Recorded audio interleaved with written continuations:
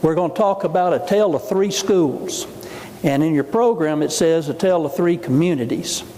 I wanted to put the emphasis on the schools because it's the district that drives this tale. But the truth of the matter is its impact is community-wide. The schools are just linked 100% with communities. Basically what we did was we made every one of these districts to be 1,500 students and 2,000 water. Now that's not an unusual number here in Texas. There's lots of districts that are like that. So it's a fair number to use. But we really chose it because it makes the math easy. And it's kind of intuitive to keep those numbers in that area. So we have that as our assumption. And we also are saying that these districts started out exactly alike in every way. It's nearly like you had triplets spread in each of those districts so that they're exactly alike. There's not any difference. There's not a higher need here and a lower need here or anywhere like that. So that's the basics of what we did. And I won't go into details about how we calculate those numbers, but I'll be happy to talk to anybody who has questions about it if you're interested. There are three districts. By the way, we're using near final TEA static data for 13-14, the year that just ended, as far as how we calculated some numbers. And you'll see that there are three different districts. There's aluminum ISD, and that's based on the 100 districts with the lowest property wealth in Texas, because we really do over-rely on property taxes here in Texas. Gold ISD is based on the 100 districts with the highest property levels. And then we have some 41s because there's a lot of districts that get a little confused about their district being a Chapter 41, and then they look at their funding and they say, well, this sure as heck doesn't feel like what I thought 41 was going to feel like. And the truth of the matter is, you can be a new 41 and you're not any better off than you were before you were 41. And so we're still working for the same things, which is raise that basic allotment. As a matter of fact, if you got a big windfall because you had some gas wells and oil wells, what that does is not because you got rich. That's not what gave you the money. What gave the money was the prior year value impact. And so you got a windfall for a year. And maybe next year you got some more, maybe not as much windfall. But then if the year after that you start leveling out, you're right back to the same funding level you were, because the new 41 isn't the same as it was back in the old days. And so we recognize that, and lots of 41s remember the Equity Center because they realize the issue is to raise the basic allotment and the equalized wealth level. They're linked together, and by doing that you reduce recapture and you raise the funding level for all districts. So let's go to the next one. This is when we begin our story. So you got gold, copper, and aluminum ISDs, and they're right there together. They've been in the heartland of God's country. And so what more could you ask for? The only difference in these districts is their name. They got the same needs, the same kind of kids, the same number of kids. They're just the same school district, just with different names. So they got the same tax base, the same tax rates, and the same number of children, all with the very same needs. That's how they start out. So we go to the next one, and you can see same students, same WADA, same compensatory education percentage. You know, we got like the average for the state is like 60-something%. We all have comp ed kids. We all have poverty in our districts, with rare exception. And they got the same tax rates. That's in 1999-2000 when we begin the story. Now we go to the property value. Remember, we have an over-reliance on property taxes in this state. So it's very important what your property wealth is. So we look there and we see we started out in 1999-2000 at the exact same levels. Then things changed. There's a Texas Power and Energy, and so that's the guy that runs that place. And you can see he has a great idea. And what he's decided to do was build another power plant. It was such a great idea that it wouldn't even fit in his cloud. So there he's looking. So he's looking around for some place, and what they find are these three districts. Aluminum up on the top left, gold on the right, and copper down in the bottom corner. Those are the three school districts, and they all had these industrial park sites that were just great. So he sent his people out there to do a study to see where he wants to put this new power plant. So they go out there, and then they come back and they show him the data. And it's a problem. You know what the problem is? There's no difference in these communities. They're the same. We could put the power plant in any one of those three districts. It wouldn't be any different. They all got access to the river. They got an industrial park. It's all the same. We don't know which one to recommend. So he thinks about it because he's the head man. The buck stops with him. So he has to put together all of the things that he's learned about running a major company and business and all of that sort of thing that people like me would not understand. And he came up with a great idea. And we use the light bulb because it is an electric company. So it would stand to reason that they'd have a light bulb when they had an idea. So we go to the next one, and he just says, we're just going to flip a coin. If it lands on heads, Gold ISD wins. And if it lands on tails, Copper ISD wins. And if it landed on the edge, Aluminum ISD won. Some would say that they didn't have much of a shot. So he flips the coin, and guess what happens? It's heads. So for no reason other than the toss of the coin, fate itself, we have a new power plant in Gold ISD. So now you see the power plant there? It's right on the river. Now you'll notice now where they all were alike, you see some additions in homes, people that work there, but you also notice there's a little bit of increase over in copper and aluminum ISDs because some of the people live there and commute. Most of the growth is over in gold, but there's a little bit of residual value out being neighbors. So that's in 2005. You see the school districts, the schools themselves? Well, Gold decides they're going to build a new school district, a new school building, because they now have this power plant to help them on the INS side. There's no recapture over there. And so they build this nice school, and all of this stuff works together. I mean, they got a golden chick up there. I mean, things are going good. They're just one step shy of having a McDonald's. It's looking good. All of this, and you notice that we got some apartment buildings over in aluminum and copper, so I mean they're getting some benefit out of it too, just not as much. So now we go forward, and you see the people who lived in aluminum and copper said, we want a new school too for our children, because our children deserve as good as anybody else. Our children aren't second class because the coin didn't land on tails or on its edge. So they went ahead and built one. They couldn't build it as big and nice. They built a smaller one, and not quite with all the frills, but they built something the community was proud of. Now at the same time, copper had something happen to it. Copper ISD began to have a little oil exploration going on.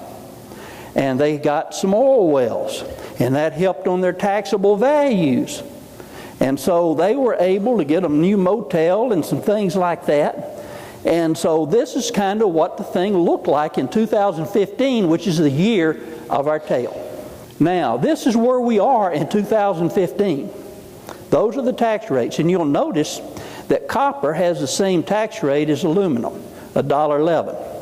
And you'll notice that the tax rate for gold is $1. Those are taken by applying 2013-14 tax rates to those groups of schools.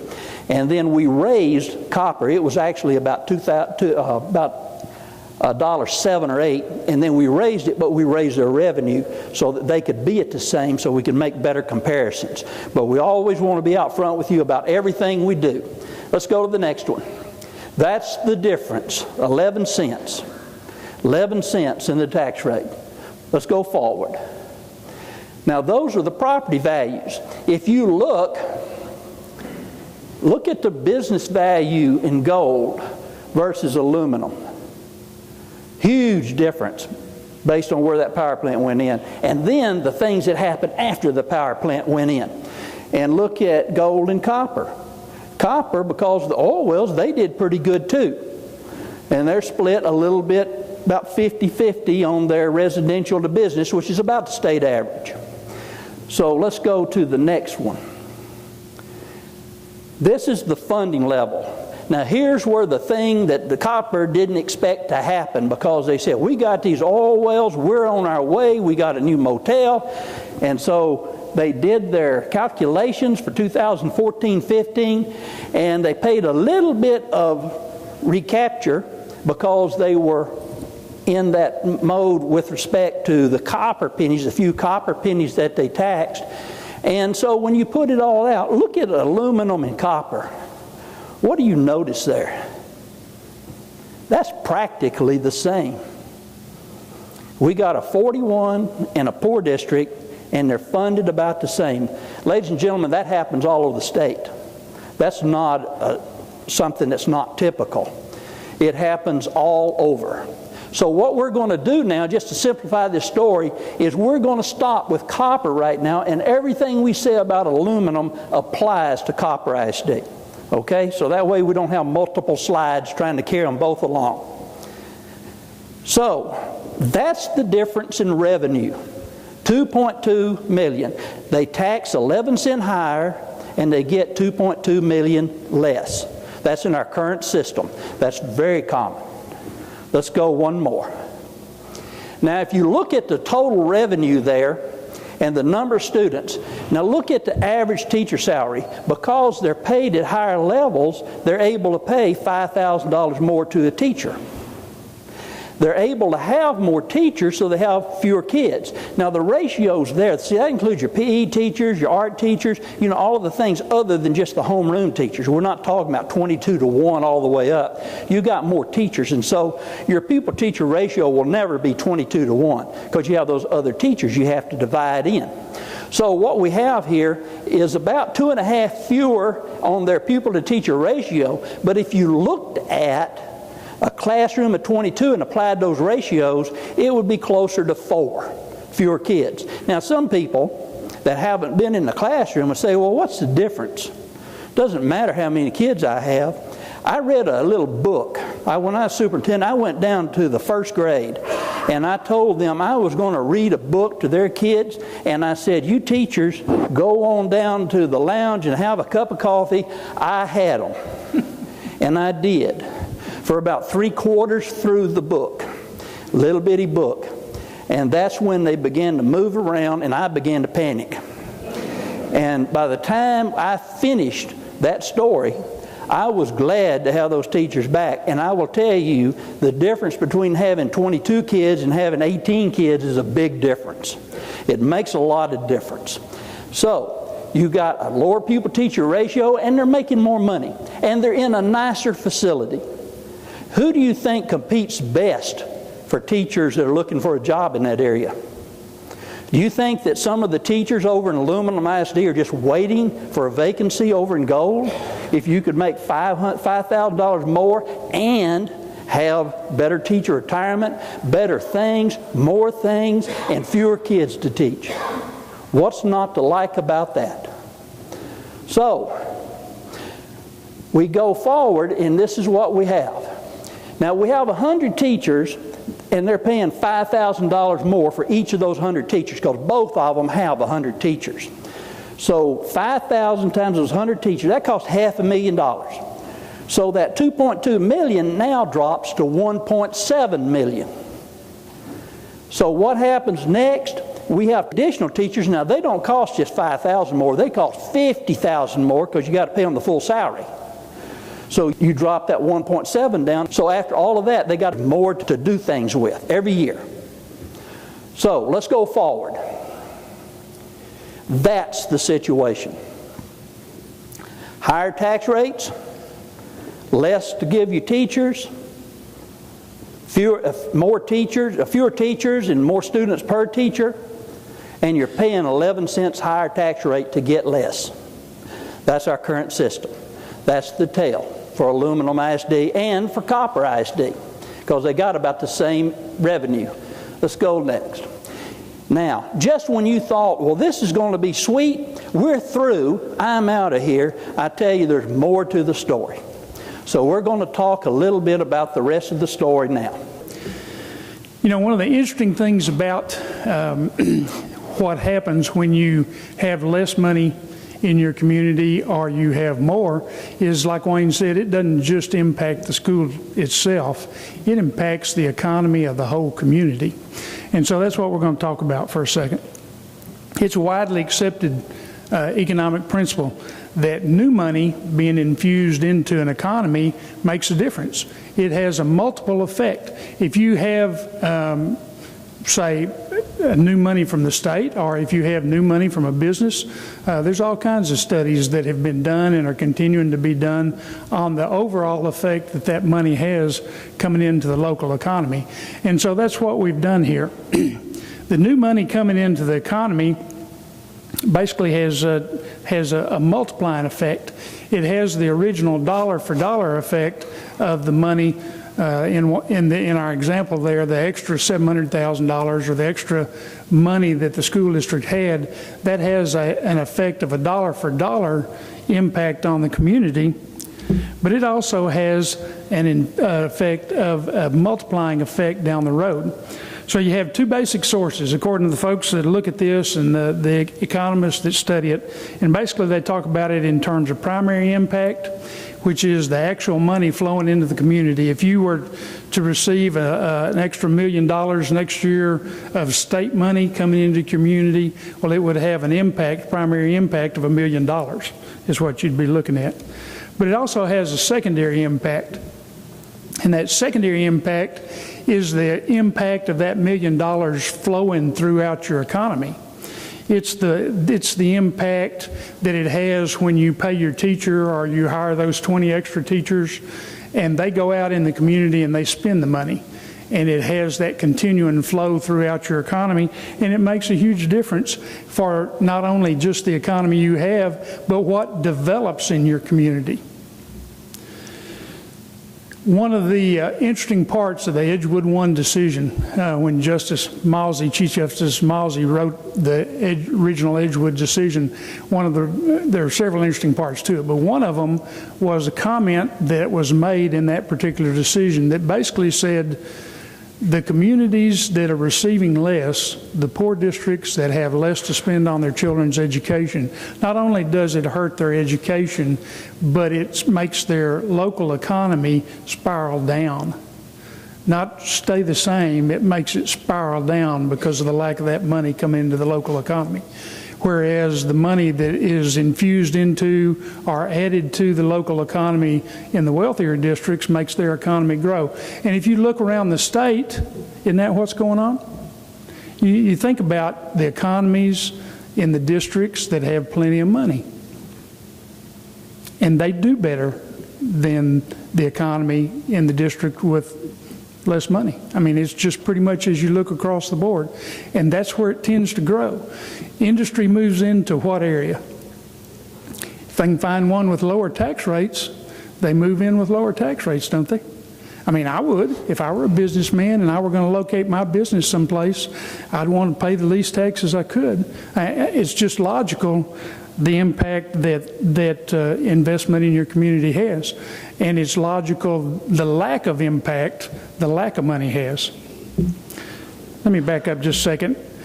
One of the things that one of the economists that we talked to about the issue said the secondary money actually can roll around as many as 8 times. Now, it's not the whole dollar, but it's portions of that dollar that are respent within that local economy up to 8 times, and so it continues to make a difference. And the numbers we got from them basically are that. The secondary impact of that $1 essentially would be $3.65.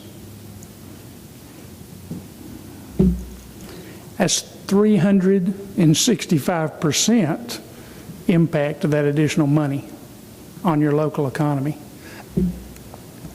And so when you put it together, you take the primary impact, the dollar of new money that's being brought into your school district, and you multiply it by 3.65, and you get $4.65 impact of that $1 additional funding for your school district.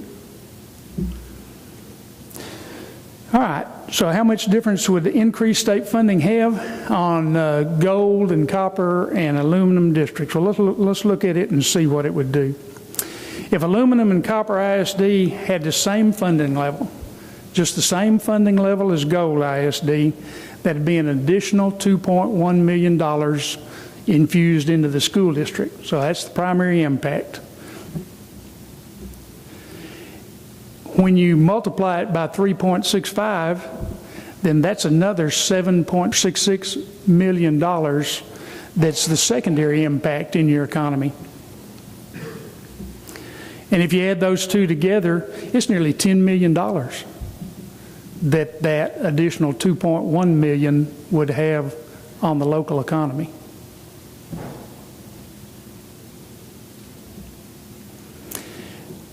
Even if you only had a portion of it, you know, it would still be a huge amount of money. It'd be 6.5. It was 2/3. If you think about it, the part of the studies that come out in this area talk about the difference of the impact on the local economy with the business. A labor-intensive business has a higher impact on the local economy. I don't know many businesses that are much more labor-intensive than education.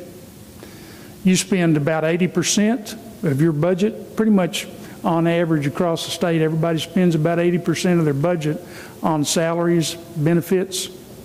That's pretty heavy. And so that impact is going to be heavy for public education. Those dollars spent in public ed have a really good impact on the local economy. There's another, and I guess for lack of a better term, Wayne and I probably ought to call this the third area of impact that it has. If you remember back from one of the other slides that Wayne was showing you, there was an 11-cent tax difference. That's a real difference you're looking at.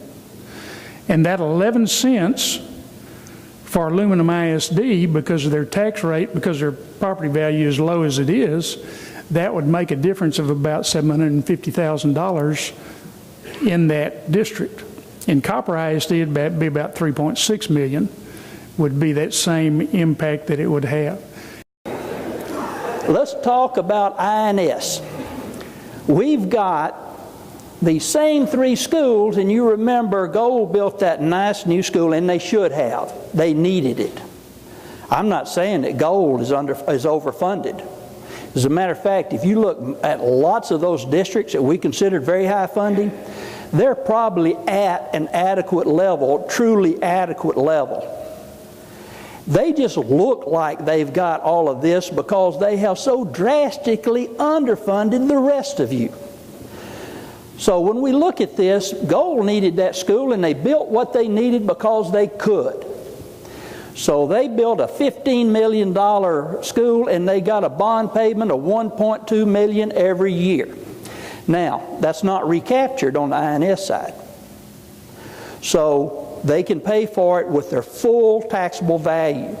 So whenever you take that payment and you look at their value, you have about a 5.5 cent tax rate, assuming 100% collections, because who do we know? How do we know what the percent of collections would be in a given year? 5.5.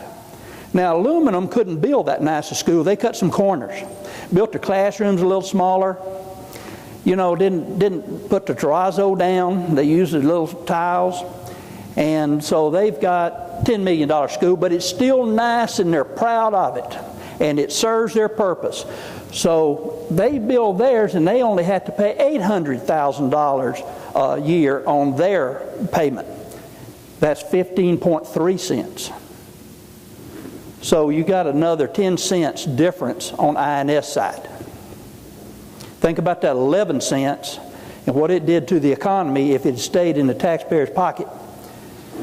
That 9.8 could stay in the taxpayer's pocket too if we adequately funded facilities. They have not raised the guaranteed level for facilities since 1999. It was a good number back then. It's not now. It ought to be like $60 just to keep pace with the cost of construction. It's a state system. It's a state responsibility.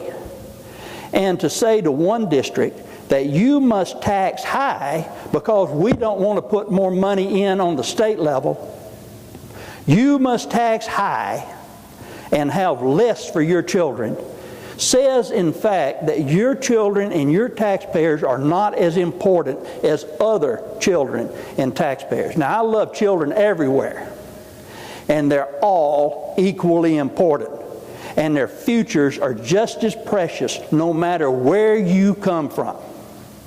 And it's wrong for the state to say otherwise. I don't want to bring down the top. That doesn't do us any good. But we have to bring up the bottom. And that's what the litigation was all about. That's what we stand for. And we will work with anybody who wants to see fair treatment for Texas children and taxpayers, and for the communities in which they live. There's the tax rates right there, the total tax rates. So instead of that 11 cents, you have 21 cents. If you have $6,000 and you're being as frugal as you can, and you have it all together and doing the best that you can for your children and your taxpayers, and you got all of that, and next door to you is a district that has $10,000 per WADA, you can't compete. You're inadequately funded even if $6,000 or $5,500 was adequate, because they change the nature of your area, and adequacy changes. You've got to be able to compete in business and in education, because education is a business. That's the story. And I hope that I didn't preach too much. If you think when you leave here, well, he was just preaching there at the end, you say, well, he didn't send around a collection plate. For the latest news and information, make sure you follow us on Twitter, like us on Facebook, check out our videos on YouTube, or find us on our website, equitycenter.org.